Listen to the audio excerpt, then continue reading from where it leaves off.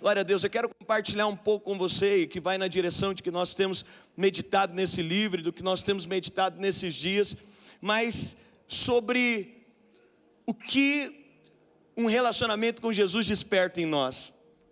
O que um relacionamento com a graça pode produzir num homem.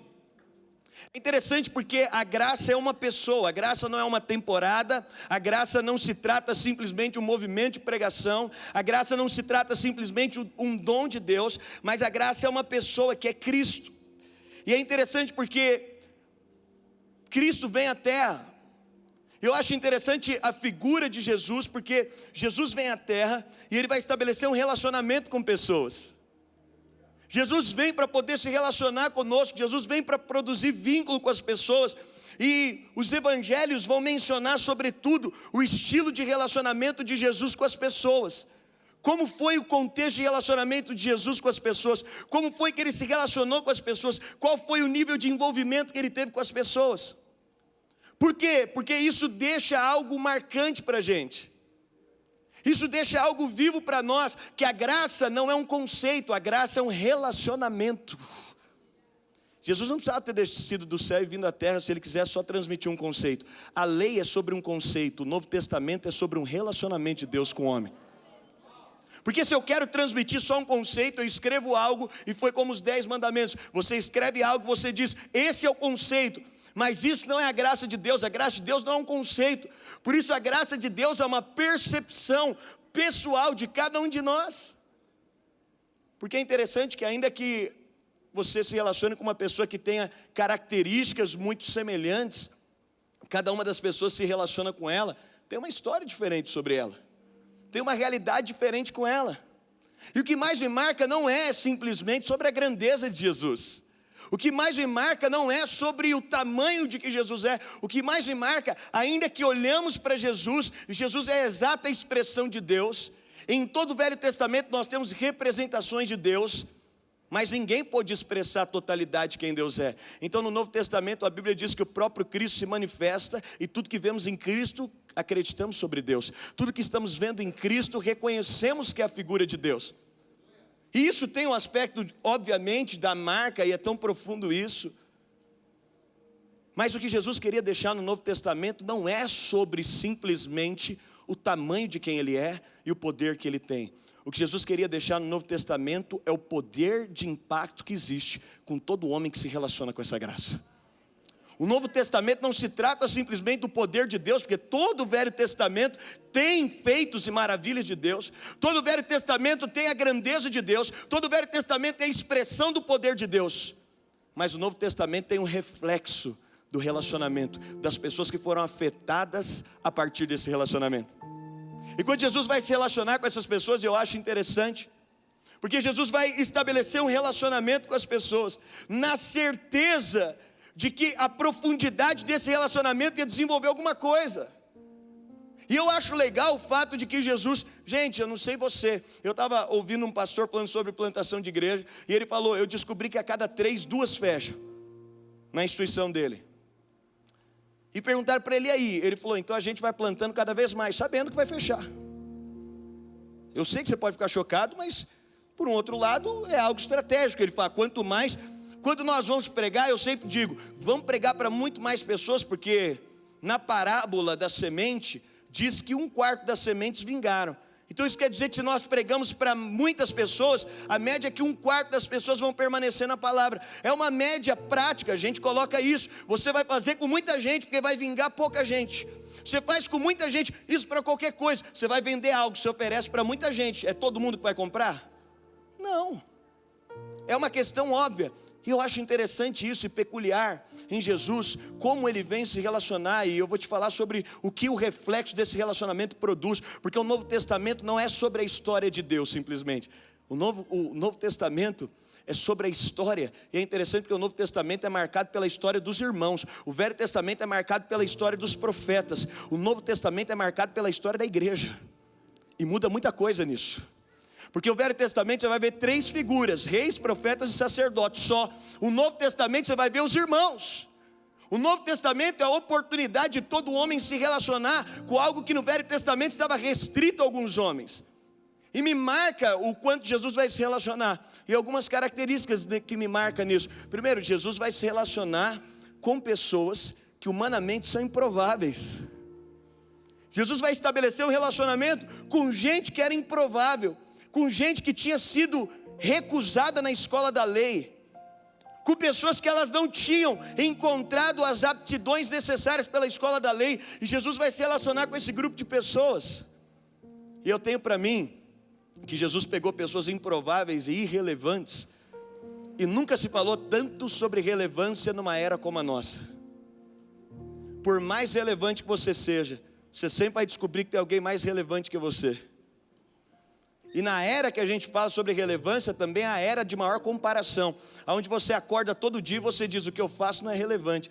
Eu tenho descoberto que relevância não tem a ver com o número de pessoas que você pode impactar, mas com o impacto que você produz nas pessoas que Deus colocou na sua história. Não é só sobre os milhares que eu trago impacto, mas é sobre... Esses dias eu estava conversando com alguém e eu disse para esse cara: ninguém tem a expectativa de atingir o mundo inteiro. Por mais famoso, por maior que seja, ninguém está fazendo algo que atinge 7 bilhões de pessoas. E o entendimento é que se a gente puder atingir uma pessoa e transformar a história de uma pessoa, é o suficiente. E sabe por que Jesus vem e Ele escolhe pessoas irrelevantes? Porque o Velho Testamento foi um trabalho de Deus com pessoas que tinham algo especial. Quando você vai estudar o Velho Testamento, você vai ver que o mesmo princípio se adota no Novo Testamento, de Deus pegando pessoas que Ele está tirando essas pessoas de uma zona de anonimato, no aspecto de sem propósito, e Ele está mergulhando essas pessoas num lugar de propósito. No entanto, o Velho Testamento deixa marcado que tinha características importantes para essas pessoas, que tinham respostas importantes, e que essas pessoas tinham que se adequar àquelas características. Mas o Novo Testamento, Jesus vem e Ele vai definir o seu grupo de discípulos. E quando Jesus define o seu grupo de discipulado, quando Ele vai chamar aquelas pessoas, nenhum daqueles homens tinha relevância para aquilo que Jesus precisava. Nenhum daqueles homens era um rabino formado, nenhum daqueles homens tinha passado por alguma escola, nenhum deles. E sabe o que é interessante? É porque Jesus sabia que ao término da caminhada de um grande líder, aquele líder teria se tornado o piso para os discípulos que viriam após dele. Sabe o que Jesus estava dizendo? Eu posso pegar qualquer homem irrelevante, porque ao término da caminhada, porque eu sou relevante, todos aqueles que vierem após mim partirão daquilo que eu construí. Todos aqueles que virão depois de mim, é impossível caminhar com Jesus. E Jesus está dizendo isso. Olha, eu posso escolher qualquer tipo de gente, eu posso escolher qualquer tipo de pessoa, eu posso encontrar qualquer tipo de pessoa. Por quê? Porque depois de caminhar comigo, eles vão receber daquilo que eu tenho. Mas outra coisa que me chama a atenção é que nessa caminhada de Jesus vai caminhar com essas pessoas, mas Jesus não tem esse critério de escolher um montão de gente. Jesus não tem esse critério de falar: olha, eu vou encher um lugar, eu tenho que colocar 1000 pessoas no lugar, porque parte vai vingar e parte não vai vingar. Não, parece que na estatística de Jesus não havia essa probabilidade. E você diz: pastor, Jesus perdeu Judas. Não, Judas não foi uma perca para Jesus. Judas fez parte do propósito eterno de Deus para Jesus. Nada foi perca no ministério de Jesus, e precisava ter Judas.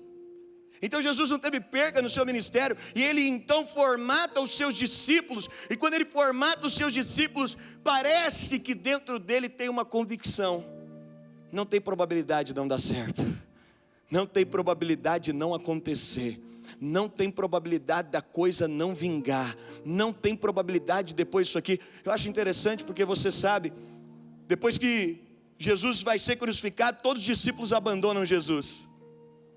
Gente, para qualquer pessoa, para qualquer líder, no abandono de todos os seus discípulos, tem alguma coisa errada nesse mestre. Parece alguma coisa esquisita nesse mestre. Jesus já tinha sido antecedido por uma realidade de abandono de uma multidão. Agora os seus discípulos o abandonam. Espera aí, Jesus vai voltar para o mesmo lugar. Jesus vai voltar num resgate lá em João capítulo 21. Já é o final do seu ministério, já está acabando tudo, e Jesus vai voltar para o mesmo lugar. Porque Jesus estava dizendo: a missão que eu tenho com esses homens não tem probabilidade de não dar certo. Por isso eu vou até as últimas consequências, porque sempre vai dar certo. Deixa eu dizer para você, ainda que você não saiba, você está fadado a dar certo. Ainda que essa temporada da sua vida não diga isso, você está fadado a dar certo. Ainda que o tempo que você esteja vivendo, você não pode enxergar, você está predestinado a dar certo. A graça de Deus é o poder sobrenatural para fazer todas as coisas. E sabe o que eu acho lindo? É que Paulo escreve aos Romanos e diz: se no plano arquitetado de Deus, Jesus fez homem, Ele entregou o único Filho, confie que essa graça, que antes da fundação de todas as coisas, já tinha propiciado a redenção da humanidade, essa graça não tem erro, ela não tem falha, não tem probabilidade de não acontecer. E Jesus vai voltar para esses mesmos discípulos, Ele vai encontrar esses discípulos, e Ele vai passar 40 dias com esses homens. Sabe o que Ele estava dizendo? Não tem probabilidade de não acontecer. E sabe o que eu acho marcante? É que no momento que você nasceu de novo, já demonstra que Jesus está firmando uma história com você. No momento que você nasceu de novo, já demonstra que há uma história agora sendo descortinada. No momento que você nasce de novo, agora demonstra que há um relacionamento agora que Jesus está firmando com você. No momento que você nasceu de novo, Ele está dizendo: olha, foi você que eu criei, você que eu programei, você que eu sonhei antes da criação de todas as coisas, e o mundo foi criado por causa de você. Mas Ele está dizendo também: olha, é você que eu estou chamando como discípulo, é você que eu estou chamando para uma caminhada mais próxima, é tipo de pessoa como você que eu quero inserir naquilo que eu quero fazer.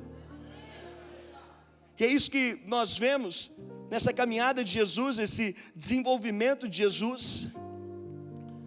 E andar com Jesus é ser conduzido. E quando eu olho a história desses discípulos, eles foram conduzidos pelo líder mais incrível que já existiu. O nosso primeiro líder é Jesus. Até porque nós só seguimos algum líder se esse líder está alinhado a Jesus. E o próprio apóstolo Paulo diz: seja anátema qualquer pessoa. E Jesus vai escolher esse tipo de gente. Eu estava vendo ontem o pastor Paulo Mazzoni, como ele é sempre vulnerável. Você não tem ideia do tamanho desse homem, você não tem ideia da proporção do que ele tem feito no Brasil. E sabe o que eu acho demais? É que na nossa história com Deus, Deus sempre vai permitir que você chegue a um lugar que você descubra que nunca foi sobre o seu potencial, que nunca foi sobre aquilo, que a escolha de Jesus nunca foi baseada sobre isso. E eu acho isso demais, porque todas as vezes que Deus me chama a um passo de fé, eu consigo enxergar o quão pequeno eu sou. Sabe o que eu acho legal? Quando Deus chama Abraão e diz: Abraão, olha para as estrelas, Abraão, olha para a areia, e Abraão está olhando aquilo, e Deus está dizendo: eu vou fazer você desse tamanho. Mas você pode ter certeza, Abraão também está olhando para ele e está dizendo: Deus, eu sou do tamanho do grão de areia. E Deus está dizendo: essa é a matéria-prima, Abraão. Enquanto você for pequeno, do tamanho de um grão de areia, eu posso te multiplicar. Enquanto aparentemente olhando da terra, você for pequeno como uma estrela, eu vou multiplicar aquilo que é pequeno de maneira estrondosa. Eu vou fazer aquilo que você acha que é pequeno. Deixa eu te falar, o seu pouco vai redundar em uma multiplicação daquilo que Jesus quer fazer na sua história. E tem gente que está achando que quer ser grande demais, e Deus está falando: Abraão, só precisa ser um grão de areia. O que Deus disse que vai multiplicar? Eu vou multiplicar os grãos de areia. O que Deus está falando que vai multiplicar? Eu vou multiplicar as estrelas. Pastor, eu só sou um grão de areia. É a matéria-prima perfeita de Deus. Pastor, eu só sou algo pequenininho. É a matéria-prima de Deus, é essas pessoas que Jesus chama. Então a graça no Novo Testamento é um relacionamento de Deus com o homem. É o impacto de profundidade do que pode acontecer quando nós caminhamos com alguém como Jesus. É o impacto do poder que existe enquanto nós estamos caminhando com a realidade de alguém como Jesus. E andar com Jesus desperta algo em nós. Porque andar com Jesus é a descoberta da nossa própria identidade. Sabe o que eu acho interessante? É que Jesus na história, Ele sempre está reafirmando. E Ele desce ao mundo não para afirmar quem Ele era. Jesus não veio afirmar quem Ele era, Ele veio afirmar quem nós somos. E é interessante porque, por outro aspecto, nós só podemos conhecer quem Ele é à medida que enxergamos. Só podemos conhecer quem somos à medida que enxergamos quem Ele é. E Jesus vem então para poder afirmar a identidade de quem somos. Uma das partes da minha oração que eu mais gosto é a parte que eu afirmo quem Deus diz que eu sou. É a parte que sabe, você às vezes aprendeu na vida a afirmar o que as pessoas são, e isso é muito bom. Você aprendeu a ver aquilo que Deus faz na vida dos outros. Mas tem algo revolucionário, porque quando você tem um relacionamento de profundidade com Jesus, você sempre está ouvindo o que Ele diz sobre quem você é. E Jesus vai estabelecer um relacionamento com os seus discípulos, e Ele vai estabelecer um relacionamento baseado nisso. Eu quero falar para você aqui de 3 aspectos que vai produzir nesses homens. É um processo de crescimento de identidade. É um processo de amadurecimento da identidade. É um processo que esses homens agora vão se descobrir. Eles vão descobrir quem são. Sabe, nessa manhã eu oro para que o Senhor possa revolucionar o seu coração, e para que você descubra quem você é. Sabe o que é liderança no padrão de Jesus? É olhar para as pessoas da mesma forma que Ele olhou ao criá-las. Quando Ele te criou, Ele viu algo. Quando Ele te enxergou, Ele viu algo. E agora o nosso papel é simplesmente nos submeter àquilo que Ele viu. Isso vai produzir um reflexo em nós. O Novo Testamento é sobre o impacto que existiu na vida desses homens. Espera aí, então Jesus, Ele não usa uma margem de probabilidade de falar: eu vou colocar 500 homens aqui, porque alguns vão dar certo. Eu vou colocar 1 milhão de homens aqui, porque vai dar certo. E aí 11 podem vingar para que algo seja estabelecido. Não, Jesus vai atrás de 12 homens. Um já estava predestinado a ser o filho da perdição. E a probabilidade, Jesus termina o seu ministério orando e falando: Pai, todos aqueles que o Senhor me deu, eles chegaram aqui. Eu estava esses dias num culto aqui em Santo André, e Deus estava me falando muito sobre isso, sobre o valor que cada pessoa tem. Chegou um pai de família no final do culto chorando para mim e disse: pastor, eu não tenho chance, eu não tenho jeito. Ele falou: eu tenho problema com drogas, pastor, e de 3 em 3 anos na minha história eu recaio, e a minha família inteira é devastada, os meus filhos são adolescentes, e de 3 em 3 anos eu destruo a confiança da minha mulher e eu destruo minha família. E eu estou olhando aquele cara chorando na minha frente, e eu estou olhando os olhos de Jesus para aquele cara. O que Jesus falaria para esse cara? O que Jesus falou para Pedro no momento de maior conflito? Como Jesus olhou os discípulos? E eu falei para ele: não, mas não tem chance de você dar errado. E dias antes, alguém foi me ensinar como que investia dinheiro, e a pessoa falou: pastor, você só precisa de guardar um princípio para não perder dinheiro. Nunca invista tudo que você tem no mesmo lugar. Nunca na história você pode colocar tudo que você tem no mesmo lugar. Nunca pegue todo o seu dinheiro e fala: isso aqui vai dar certo, e coloca tudo. Nunca, ninguém faz isso. A inteligência é: coloque o seu dinheiro em diferentes lugares, porque se alguma coisa der errado, você não colocou tudo num lugar só. E eu estou olhando aquele cara dizendo: pastor, não tem chance de eu dar certo. E Deus falou no meu coração: tem chance. Porque Deus é o maior dos investidores. E Ele disse: eu não coloquei parte do que eu tenho nele. Deus não olhou e falou: esse cara aqui tem problema com droga, eu vou colocar só um pedaço do que eu tenho, eu vou investir só um pedacinho do que eu tenho nele, eu vou colocar só parte. Não. A Bíblia diz que Ele deu Cristo. Cristo é o investimento completo de Deus. Quando que o investidor coloca tudo que ele tem num só lugar?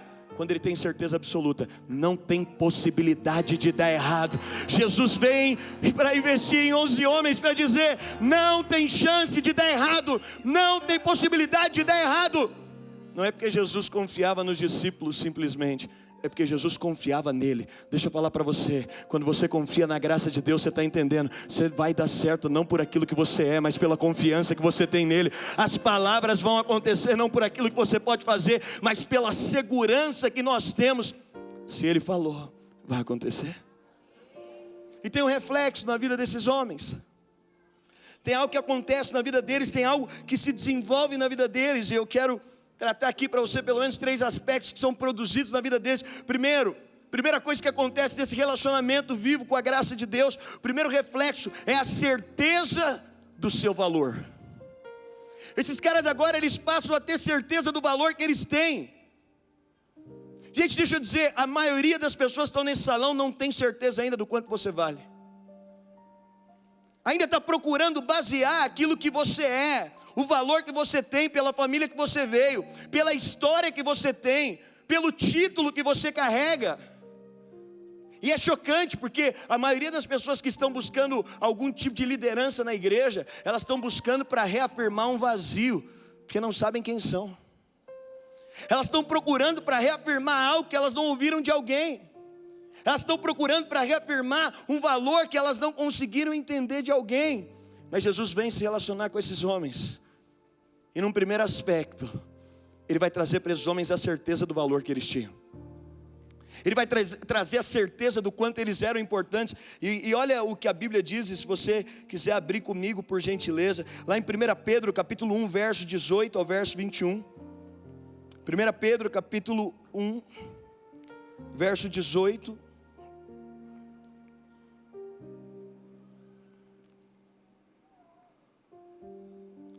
Olha o que a Bíblia diz, 18 a 21, sabendo que não foi mediante a coisas corruptíveis, como prata ou ouro, que fostes resgatados do vosso fútil procedimento que os vossos pais vos legaram. Diga, fútil procedimento. Não, diga mais uma vez, diga, fútil procedimento.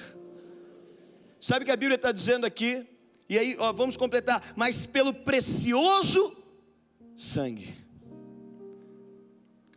como de cordeiro sem defeito e sem mácula, o sangue de Jesus, conhecido com efeito antes da fundação do mundo, porém manifestado no fim dos tempos por amor de vós, que por meio dele tendes fé em Deus, o qual ressuscitou dentre os mortos e lhe deu glória, de sorte que a vossa fé e esperança estejam em Deus. Sabe o que ele está dizendo? Você não foi comprado por coisas fúteis, você não foi comprado por prata ou ouro, você não foi comprado. Ele está dizendo, olha, o que você foi comprado. Ele diz, Ele te resgatou dessa vida fútil, que os vossos pais vos ensinaram. E qual é essa vida fútil? Ele está falando sobre valor. Nós temos uma escala de futilidade para definir qual é o valor que as pessoas têm. Nós temos uma escala de futilidade para definir o quanto as pessoas são importantes. Nós temos uma escala de futilidade pelo quanto de dinheiro ela tem, pela posição que ela tem, pelo bairro que ela nasceu, pela família que ela está, pela cultura que ela possui. E ele está dizendo, não foi por essa maneira fútil. Ele nos comprou, e o valor que Ele deu por nós é o valor do próprio sangue de Jesus, que estava preparado antes da fundação do mundo. Deixa eu falar para você, você não vale a roupa que você usa. Você não vale a faculdade que você fez. Você não vale o quanto de pessoas você cuida. Você não vale o quanto de êxito você teve na sua história. Você não vale os programas bem-sucedidos que você já fez. Você não vale as viagens que você já fez. É isso que Paulo está dizendo. Olha, o mundo tem uma escala fútil para definição de valor, e você não vale nada dessas coisas. O Dênio não vale o título que ele tem. O Dênio não vale as conquistas que ele tem. Ele está dizendo que tem algo mais profundo. E o Novo Testamento ele vem para quebrar com tudo, para dizer, não é só mais Davi, não é só mais Samuel, não é só mais Jeremias, não são só eles que têm valor. Ele está dizendo, todos nós valemos o sangue de Jesus. O seu valor é definido pelo sacrifício de Jesus na cruz. Isso já nos livra de um monte de coisa. Isso já nos livra da comparação. Isso já nos livra. Gente, a maioria dos problemas que você vai arrumar na vida é tentando provar para você mesmo algo que Deus nunca pediu que você provasse. Porque quando você não tem a voz de Deus sobre você, você vai ter que criar um meio de provar para você mesmo que você tem valor. De provar para você mesmo que você é importante, de provar para você mesmo que você é bonito, de provar para você mesmo que você é especial, de provar para você mesmo que você é um líder demais, que você é um pastor demais, que você é um empresário demais, que você é um jovem demais. E Jesus vem para quebrar tudo isso. O Novo Testamento só faz sentido porque o amor vem na horizontal, no aspecto que ele fala, eu vim ao mundo agora, e o meu amor tem poder de rastrear todos os homens, não importa quão grande ele seja, não importa quão poderoso ele seja. Ele está dizendo, ele veio para nos resgatar da futilidade. Deixa eu dizer, acontece uma revolução, quando você entende que você não vale o título que você tem, quando você entende que você não vale a casa que você tem, quando você entende que você não vale a família que você veio, quando você entende, eu tenho valor, porque antes da fundação do mundo, Ele olhou para mim, Ele me mirou, Ele se entregou, e o meu valor é o sangue de Jesus. Quantos creem que o sangue de Jesus tem poder? O primeiro aspecto do poder do sangue de Jesus é para demonstrar para você o quanto você é importante. Antes de usar o sangue de Jesus para curar os enfermos, o sangue de Jesus vem para mostrar, Jesus morreu por causa de você. E Paulo diz, esse é o propósito, é a matriz de todas as coisas. A partir daí, esse é o sangue poderoso, esse é o entendimento, e esse é o poder que esse sangue produz, e esse relacionamento com Jesus vai produzir nesses discípulos a certeza do valor. Há uma definição clara no nosso valor. Cristo, Ele não só diz sobre o nosso valor, mas Ele definiu o nosso valor. É interessante porque a pior coisa, gente, tem certos tipos de desconto que você não tem coragem de pedir. Às vezes você vai negociar alguma coisa com alguém, e quando você percebe que aquilo é muito importante para a pessoa, sobretudo se tratar de algo artístico, se tratar de algo que ela fez, algo feito em escala, você dá um valor só. Algo que quando você vai numa concessionária e você vai comprar um carro, e é sobretudo um carro popular, ele já tem um valor, tem uma tabela de preço. Se você for numa concessionária, tem uma tabela de preço dizendo, esse carro aqui vale isso, e a tabela é igual para todos, e você pode chegar lá, você pode negociar, você pode pechinchar. Normalmente o valor de algo assim é muito abaixo. Mas quando vai se tratar de alguém que está construindo um carro só para você, o valor é completamente diferente. E até quando você vai negociar o valor com essa pessoa, você diz, não tem muito como negociar o valor, porque é algo que ela criou, foi ela que inventou. E quem inventou, deixa eu te falar um princípio aqui, se você tem algum produto, quem inventou, define o quanto vale. Não é quem está comprando que define o quanto vale. Quem define quanto vale foi quem criou. Quando Deus cria o homem, Deus define o valor do homem. E quando Deus precisa de comprar o homem de volta, Ele fala, o valor do homem vai ser definido. O valor do homem é o valor de Cristo. Cristo é o valor que o homem vale. Cristo definiu o nosso valor. Deus já tinha colocado o preço. Você entende quando Deus cria o homem, o nível de valor que Deus dá para o homem? Deus convida o homem para participar da Trindade. Façamos algo que comunique conosco. E aí agora Deus define o valor. E no valor de Deus, só Cristo podia comprar o homem. Eu não sei se você se sentia especial assim, mas não tinha nem barganha, não tinha como mexer. Jesus satisfez a ira de Deus na cruz. E Deus está dizendo, só se for você, porque eu já defini o valor. Não tem como abaixar o valor do homem. Deixa eu dizer para você, não tem como mudar o seu valor para Deus. Não tem como abaixar o seu valor para Deus. E nesse relacionamento com Jesus, os discípulos, eles estão mergulhando nisso, eles estão entendendo isso, eles estão nessa realidade. Você tem valor. A pior coisa é quando nós não conseguimos ter essa perspectiva. Mas quando os discípulos estão caminhando com Jesus, agora eles estão entendendo, eu tenho valor. Eles entendem o valor que tem. Você já viu? Tem algumas músicas que falam do nosso valor. Tinha uma bem antiga, quero que valorize o que... Alguém tem? Você é... Estou olhando para o Márcio. Tem gente, você tem o valor, o Espírito Santo se move em você. Você tem o valor, o Espírito Santo se move.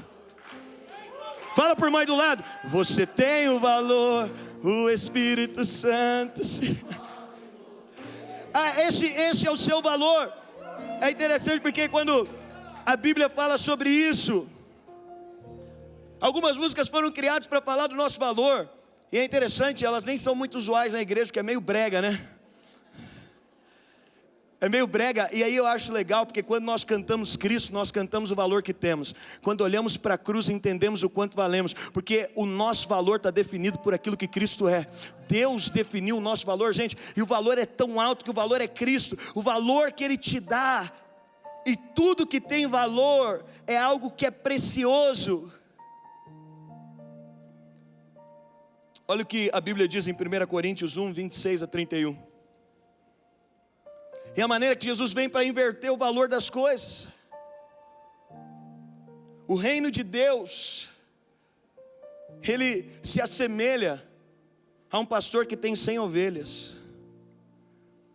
E é interessante porque as 100 ovelhas que ele tem, ele não separa. Algumas são mais lucrativas, algumas são mais fofinhas, algumas vão dar mais lã, algumas elas vão dar uma produtividade melhor, algumas são mais obedientes, mas o reino de Deus se assemelha a um pastor que tem 100 ovelhas. E o pastor que tem 100 ovelhas, ele não separa essas ovelhas por escala, porque todas têm o mesmo valor para ele. Porque todas têm igualmente o mesmo valor. E olha o que o apóstolo Paulo diz em 1 Coríntios 1:26, irmãos, reparais, pois, na vossa vocação, visto que não foram chamados muitos sábios, segundo a carne, nem muitos poderosos, nem muitos de nobre nascimento, pelo contrário, Deus escolheu as coisas loucas do mundo para envergonhar os sábios, escolheu as coisas fracas para envergonhar os fortes, Deus escolheu as coisas humildes e as desprezadas e aquelas que não são. O que está dizendo? Ele nivela os poderosos com os que não são, os sábios com os que não são, os fracos com os fortes. E Deus escolheu as coisas humildes do mundo e as desprezadas e aquelas que não são, para reduzir a nada as que são, a fim de que ninguém se vanglorie na presença de Deus. Mas vós sois dele em Cristo Jesus, o qual se tornou da parte de Deus sabedoria, justiça, santificação e redenção, para que, como está escrito, aquele que se glorie, glorie-se no Senhor. Sabe o que eu quero dizer? Se você tem alguma glória, não é por aquilo que você faz, é pelo valor que você tem. E o valor que você tem é definido por aquilo que Ele fala sobre você. O valor que você tem é definido por aquilo que Ele disse. O reino de Deus é essas 100 ovelhas, onde uma não é mais valiosa do que a outra, onde uma não é mais importante que a outra. E Jesus vai transmitir isso para os seus discípulos. Jesus vai transmitir esse coração para os seus discípulos. Jesus vai gerar isso nos seus discípulos e vai colocar um DNA neles. Olha, onde eu fui te encontrar e onde eu te achei, define que eu estou te dando um valor. Sabe, gente, eu falei isso lá na nossa imersão de líderes. Eu escrevi esse livro porque no início desse ano eu fui viajar para a África e fui numa conferência lá. E eu cheguei lá, em um dos momentos tinha um pastor que ele liderava uma igreja. Eu já estava na África, mas a região que eu estava era uma região mais tranquila, apesar da África ser um país subdesenvolvido. O país que eu estava, Moçambique, ser Maputo. Estava em Maputo, uma região subdesenvolvida. E aí um pastor falou para mim: pastor, você pode ministrar para os líderes da minha igreja? Eu falei: posso. Onde é a sua igreja? Ele falou: estou começando uma igreja na periferia da cidade, na África. Falou: e eu estou começando uma igreja e ainda tem poucas pessoas. A gente está começando. Ele me mostrou o lugar que ele estava, as ruas todas de terra. E ele me levou para conhecer. E eu fui para a reunião dos líderes. E o cara importante ali era eu, pô. Quem tinha saído do Brasil para ir até lá era eu. A pessoa relevante ali era eu. E quando eu cheguei naquele lugar, estavam lá os líderes. E a rua era de terra e me marcou. O pastor morava numa boa casa, mas a rua de terra, à medida que eles iam entrando, porque o sapato tinha pisado na terra, eu percebia que a casa, alguns tiravam o sapato, outros não, e a casa ia ficando suja, um contexto completamente diferente, no aspecto que até as ruas mais simples, tudo mais simples. E quando eu comecei a falar naquele lugar, a gente estava talvez uns 10 irmãos ali, e algo caiu dentro do meu coração. Deus me falou: Denis, você tem noção dessas pessoas que você está falando aqui? Você consegue entender o quanto elas são importantes? Eu falei: acho que sim, Deus. Aí Deus me falou: eu não te trouxe aqui por causa de você, eu te trouxe aqui por causa deles. Eu não te trouxe aqui porque você é importante, você só está aqui porque eles são importantes. Aí eu dei um 360 graus na sala e olhei uma moça. E Deus falou: você está vendo ela? Eu falei: tô, Deus. Deus falou: essa moça, ela é importante para mim. Sabia que ela é melhor que você? Eu falei: é, Deus. Ele falou: é. Falou: no final, abraça ela, porque não é ela que está tendo o privilégio de te ouvir, você que está tendo o privilégio de falar para ela. Aí chegou no final, Eu me aproximei e eu tive que postar a foto dela, no livro tem a foto dela, porque ela foi a responsável. Porque Deus disse, eu uso as coisas que não são para ser, eu uso as coisas fracas para confundir as fortes, eu uso as coisas loucas para confundir aquelas que têm sabedoria. Eu faço tudo inverso, a matemática de Deus é toda inversa. E se Jesus vem, e sabe qual foi o meu sentimento ali? E algo aconteceu dentro de mim, algo foi mudado dentro de mim. Pastor, você não sabia disso? Já sabia, mas uma coisa é saber, outra coisa é ter revelação. A maioria dos líderes sabem que os liderados são importantes, mas eles não têm revelação. E uma coisa é teoria, outra coisa é revelação. E aí Deus falou para mim, se aproxima dela, conversa com ela, pede para tirar uma foto com ela. Eu cheguei no final, falei, tudo bem? Qual que é o seu nome? Ela falou, Amanda. Falei, Amanda, eu estou feliz demais de estar aqui com você. Você não sabe como está meu coração. E naquela hora meu olho já estava cheio de lágrimas. Eu estava alegre de estar com ela, porque Jesus estava falando para mim. Cara, você tem noção diante de quem você está? Você tem noção que por mais que essa moça talvez nunca seja famosa na internet, talvez ela nunca, não sei, mas isso não é importante para mim, isso não é o mais relevante para mim, porque a igreja do Novo Testamento não valoriza os profetas, os reis e os sacerdotes. A igreja do Novo Testamento olha uns para os outros e dizem, eu consigo ver o seu valor, eu consigo ver o quanto você é importante, porque você vale o sangue de Jesus. E eu falei para ela, eu posso tirar uma foto com você? Ela falou, comigo, por quê? Eu falei, porque você é importante. Porque eu vim lá do Brasil só por causa de você. Porque por mais que mais pessoas me conheçam, eu não sou mais importante. Por mais que talvez mais pessoas me escutem, eu não sou mais importante. E o que vale não é o que os homens dizem, o que vale é o que Deus diz. É por isso que você precisa de alinhar no relacionamento com Jesus. Não é o que os homens dizem, é o que Deus diz ao seu respeito. É o que Deus fala ao seu respeito. Porque se você não for baseado por isso, um microfone vai definir o seu valor, uma roupa vai definir o seu valor. Mas quando você entende isso, você não precisa de microfone, você não precisa de roupa, você não precisa de viagem, você não precisa de nada, porque você já tem tudo. E aí eu fui conversar com aquela moça. Eu falei, posso tirar uma foto? Ela deixou eu tirar a foto, está no livro. Eu falei, você pode me contar a sua história? E ela falou, pastor, eu vivo sem meus pais. E eu vim de outro país aqui da África, que está em guerra. E lá como a gente não tem condição nenhuma de comer, de estrutura, de nada. Gente, ela estava se exilando em uma outra terra. Humilde, eu fiquei imaginando de onde ela tinha vindo. E ela falou, eu estou aqui sem meus pais. E eu vivo aqui. E Deus falou para mim, Daniel, você consegue enxergar como enxergo? Lá na África. Lá no meio do nada. De alguém que talvez ninguém nunca vai ouvir. Deixa eu te falar, talvez ninguém nunca vai ouvir o seu nome. Mas que o seu valor não seja definido por alguém ter ouvido o seu nome. Talvez ninguém nunca vai saber quem você é, mas que o seu valor seja por saber que quem te criou sabe quem você é. Tem um monte de gente que negocia o propósito dele a vida inteira. E esses dias eu estava avaliando, porque quando você vai ver propósitos altos e pessoas poderosas, você fica meio chocado. Você quer desvalorizar o que você está fazendo. Eu não sei você, mas às vezes tem testemunho que te abate. Eu sei que não tem isso no seu coração. Às vezes alguém fala, Deus está fazendo isso, você olha para você e fala, meu Deus, isso nunca vai acontecer comigo. É interessante que Deus tem colocado no meu coração, que por não saber o nosso valor, muitas vezes você menospreza aquilo que Deus já te deu. Aquilo que já está na sua mão, aquilo que Ele te criou, a forma com que Ele te criou, a maneira única com que Ele te criou. E a primeira coisa que Jesus vai redefinir, e Jesus vai trazer um novo conceito para esses homens, é do valor que eles tinham. E Jesus nivelou todo mundo. Eu acho legal como Jesus tratou os políticos da época. Eu acho legal como Jesus tratou os poderosos da época. Me parece que Jesus nivelou todo mundo. E é isso que enlouquecia os fariseus. Porque qualquer fariseu tinha uma cadeira reservada. Ele era poderoso, ele era importante. Mas Jesus vem e nivela agora.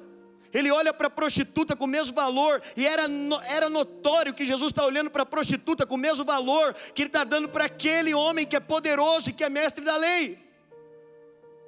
E o que é a igreja?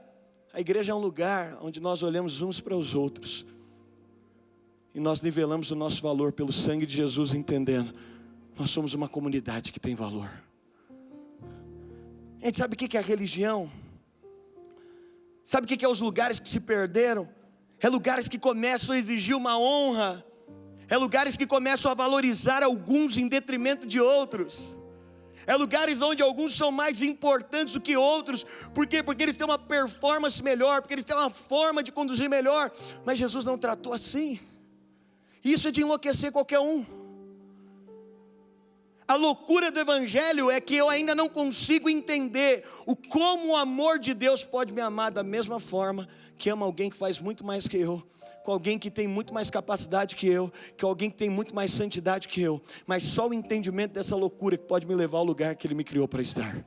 Só o entendimento dessa incoerência natural pode me levar a esse lugar. E agora você tem homens seguros, você tem pessoas confiantes, e essa confiança me faz não querer competir com ninguém. Eu não preciso ser melhor que ninguém. Eu só preciso ser o que eu nasci para ser. Eu não preciso ter mais do que o outro. Sabe, muitas vezes na vida eu vou dizer, você não pode desfrutar da bênção nas áreas que você está preocupado. Nenhuma área que te preocupa você pode desfrutar da plenitude da bênção. Porque a bênção é atrelada ao descanso. Você recebe naquilo que você não trabalha, naquilo que você permite que Deus trabalhe por você. Porque o resultado do que Deus faz é só quando Ele está fazendo. E sabe o que é legal? É que grande parte das pessoas na vida, elas estão perdendo as suas vidas, tentando edificar algo que elas nunca nasceram para fazer. Tentando edificar a vida, tentando fazer coisas que elas nunca foram criadas para ser. E Jesus vem para mostrar para os discípulos, vocês têm valor. Deixa eu dizer, na era que a gente está das igrejas grandes, uma igreja de 10 membros tem tanto valor quanto uma igreja de 1 milhão. E agora eu entro numa igreja de 10 membros e falo, cara, esse aqui tem o mesmo valor. E essa é a loucura do Evangelho. Eu não quero invalidar não, e nem quero estabelecer uma cultura de mediocridade.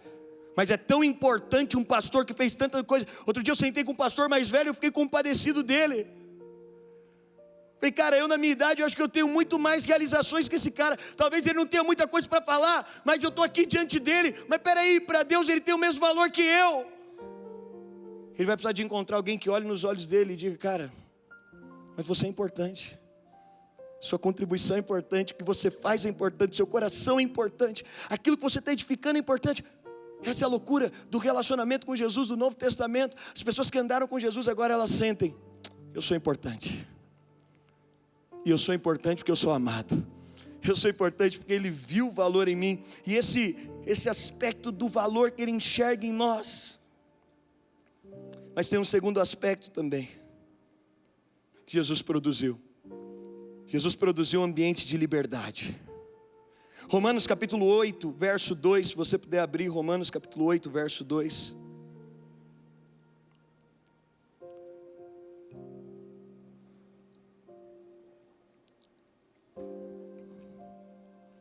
Porque a lei do Espírito da vida em Cristo Jesus te livrou da lei, do pecado e da morte. Sabe o que Jesus veio estabelecer com quem Ele andou? Uma cultura de liberdade. E deixa eu falar para você, você está feliz com a vida que você tem? Sabe o que é alguém livre? Alguém que está satisfeito com aquilo que tem. O seu futuro não pode ser algo que você pensa tanto ao ponto de roubar o seu presente. O seu futuro não deve ser algo que você está tão preocupado ao ponto de você perder o seu presente. Eu vou ganhar muito dinheiro, eu não consigo ser grato pelo dinheiro que eu tenho hoje. Eu vou ganhar muitas pessoas, não consigo ser grato pelas pessoas que tenho hoje. Minha vida vai ser incrível, mas eu não consigo ser grato pela vida que eu tenho hoje. Não, o seu futuro nunca pode ser algo que rouba você do seu presente. E quando nós olhamos para isso, Jesus está dizendo, olha, a lei do Espírito te libertou da lei do pecado e da morte. O que Ele estava dizendo? Agora vocês têm uma cultura de liberdade, para ser quem foram criados para ser. Eu acho interessante, porque a Bíblia deixa explícito, que você não precisa ser muito inteligente para entender que Deus criou pessoas completamente distintas das outras. Dá uma olhada para o seu lado aí. Tem alguém completamente diferente de você. E por que a gente fica tentando ser alguém? Por que a gente fica tentando parecer com alguém? Por que a gente fica tentando ser igual a alguém? Eu lembro na minha vida, há uns 4 anos atrás, talvez, que eu me libertei de tentar ser outra pessoa. E quando eu descobri que a versão mais especial de quem eu sou, a versão mais especial é a versão de quem eu sou. A relevância de ser você. A relevância de assumir quem você é, com a sua história, com as suas fraquezas, com os seus medos, mas também com o seu potencial, com a sua maneira de falar, com os seus acertos. Jesus está se relacionando com os discípulos. Eu acho legal porque a Bíblia não deixa um padrão de roupa que Jesus usou, a Bíblia não deixa um padrão de coisa, e como ele falava, e como ele gesticulava a mão. Não! Jesus veio, ele propicia um ambiente de liberdade. Ele está dizendo: Pedro, você pode ser quem você é. João, você pode ser quem você é. Vocês são completamente diferentes, mas eu estou aqui para exaltar, porque fui eu que criei você da forma que você é. Deixa eu falar para você, foi Deus que te criou da forma que você é. Mais alto, mais baixo, de cabelo liso, de cabelo enrolado, na família que nasceu, na sociedade que está, com o tipo de comunicação que você tem, foi Deus que te criou. E você sabe, a coisa mais assertiva, careca, né? Então, a coisa mais assertiva da vida é quando você assume. E ele está dizendo, olha, ele vem para propiciar uma plataforma de liberdade para os seus discípulos, para que você seja livre. Livre do quê? Livre de ser outra pessoa, livre de fazer algo. A lei ela aprisionava, mas ele diz, olha, agora a lei do Espírito. Qual é a lei do Espírito? Agora é o fluir do Espírito dentro de nós. E 2 Coríntios 3,17 diz, ora, o Senhor é Espírito, e onde está o Espírito do Senhor, aí há liberdade. Sabe o que ele está dizendo agora? Tudo que você faz, você não faz porque você está obrigado a fazer. O Evangelho não é sobre a lei da morte. O que é a lei da morte? É quanto mais eu faço, mais eu me sinto morto. Você já trabalhou numa coisa que você não gosta? Você já viu alguém que vai para um lugar de trabalho que ele odeia estar lá? Como é que é? Parece que todo dia a pessoa está morrendo um pouco. Quando você vai fazer alguma coisa, essa é a lei da morte. A lei produz isso nos homens. Parece que todo dia eu estou morrendo um pouco. Parece que todo dia está produzindo um pouquinho mais de morte. Todo dia eu estou servindo a Deus, mas eu morro um pouco mais. Mas a lei do Espírito e da vida é Ele produzindo no nosso coração, é Ele gerando dentro de nós a realidade de quem nós nascemos para ser. E há uma beleza tão grande nisso. Sabe por quê? Porque o próprio apóstolo Paulo depois vai escrever sobre a igreja. Ele vai dizer, irmãos, são muitos membros, mas um só corpo. Irmãos, há muitos dons, mas um só corpo. Irmãos, há diferentes pessoas, mas há um só corpo. O que Paulo estava dizendo? Olha, Jesus veio para exaltar a cultura da liberdade. Jesus veio para exaltar a liberdade de quem eu sou, a liberdade da forma que eu falo, a liberdade da maneira que eu sou. Isso é importante para Deus. Quem você é, da maneira que você é importante para Deus. Eu sempre pensei comigo que o primeiro indício do que Deus quer me usar é como Ele me criou. A forma que Ele me criou já é um indício muito grande. Com a personalidade que Ele permitiu que eu tivesse, já é uma forma muito grande de entender. E Jesus vem para propiciar esse ambiente de liberdade. Ele vem para gerar um ambiente onde nós podemos ser livres, onde eu posso ser livre em quem eu sou, onde não tem cercas, onde Ele diz, olha, vocês vão ser alimentados agora. É interessante porque agora Jesus vai nos alimentar através da nossa própria identidade. Sabe o que me marca muito?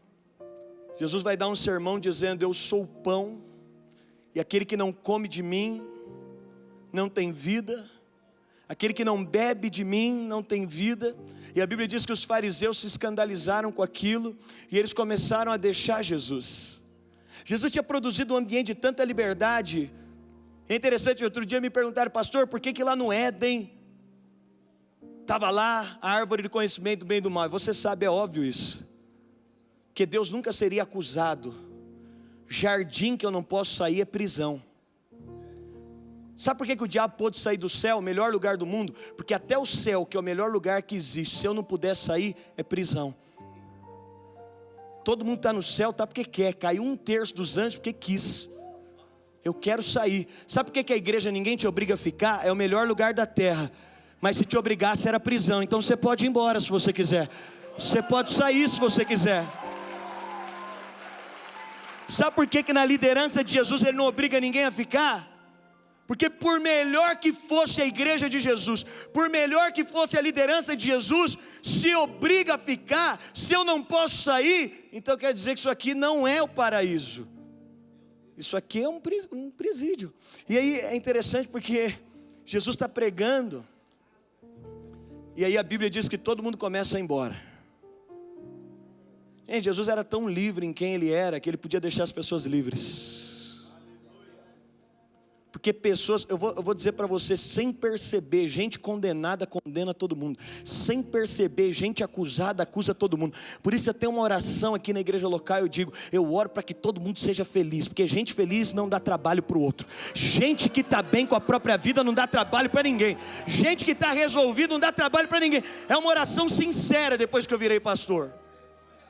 O cara que está viajando, está bem no casamento, tem esposa, cuidando dos filhos, relacionamento com Deus, dinheiro caindo na conta. Meu irmão, esse irmão não aparece para reclamar de nada. Outro dia eu falei para alguém, meu irmão, você está precisando de uma mulher, arruma uma mulher e um filho.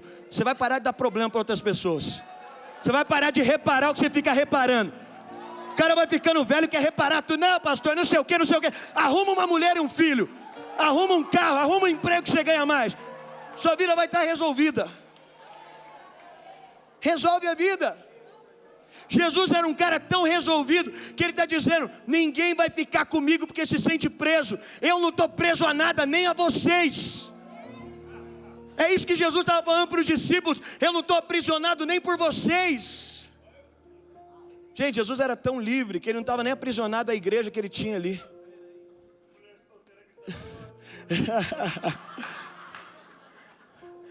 Se tiver algum irmão aí, esse irmão pode procurar, tem irmãs solteiras aí. Mas é verdade. Outro dia eu estava conversando com o irmão, ele falou, pastor, minha vida está demais, eu quase não tenho tempo para nada. Eu saio de manhã do trabalho, tenho que ir para a faculdade. Pastor, e eu estou fazendo estágio, e a coisa não sei o quê. Eu fiquei pensando, esse irmão tem pouco tempo para ficar reclamando, pouco tempo para se meter na vida dos outros, pouco tempo para ficar dando palpite naquilo que é desnecessário. Ele está gastando tempo construindo a própria história. Deixa eu te falar, vai gastar tempo construindo a sua vida, vai gastar tempo construindo o seu propósito, a sua existência, aquilo que você nasceu para ser. Jesus vem para produzir essa plataforma de liberdade. Aí a Bíblia diz, Jesus está pregando, está todo mundo indo embora. Mas Jesus não era refém de ninguém, e também não tornava ninguém refém dele. Sabe o que Jesus faz? Ele olha para os 11, porque aquilo ali era o populacho. Jesus não tinha firmado um vínculo profundo com eles. Mas Jesus olha para os 11 e faz uma pergunta. Que líder em sã consciência vai fazer essa pergunta? Só um cara que está muito livre e está mostrando. Está vendo todo mundo ir embora? É oportunidade. Vocês nunca vão ficar aqui porque não tiveram oportunidade de ir embora. Vocês sempre vão ficar aqui porque desejaram ficar, porque ansiaram ficar e porque querem ficar. Hoje em dia alguém fala, qual igreja eu devo congregar? A igreja que você podia ir embora. Como assim, pastor? Você está lá porque você quer. Você está lá porque você sente prazer. Você está lá porque você está entendendo que tem um propósito eterno de Deus. Gente, é duro, mas é a liderança de Jesus. É duro, é legal ficar com gente, você sabe, aquele está amarrado a mim, aquele me deve alguma coisa, aquele me deve algum favor. Gente, se pastor for cobrar favor, a gente tem muita coisa para cobrar.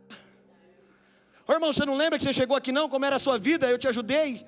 Você não lembra você, como estava seu casamento, eu te dei uma força. E você aí, você não lembra como era seu emprego? E você não lembra naquele dia que você foi sofrer no hospital e eu apareci lá? Jesus não jogou nada na cara dos discípulos. Está todo mundo indo embora e ele fala, vocês também não querem ir embora com eles não? Porque aqui só fica pelo amor, aqui só fica pela liberdade, aqui só fica porque quer ficar. Eu escrevi esse livro aqui e muito líder vai ficar chateado comigo, muito líder vai ficar triste, mas sabe o que eu quero dizer? Essa é a mensagem de Jesus. Essa é a verdade de Jesus. Deixa eu te falar uma coisa. Em Atos a Bíblia fala de pelo menos 2 conversões, mais de 8.000 pessoas. Ali Jesus dá um discurso em João, o povo vai embora.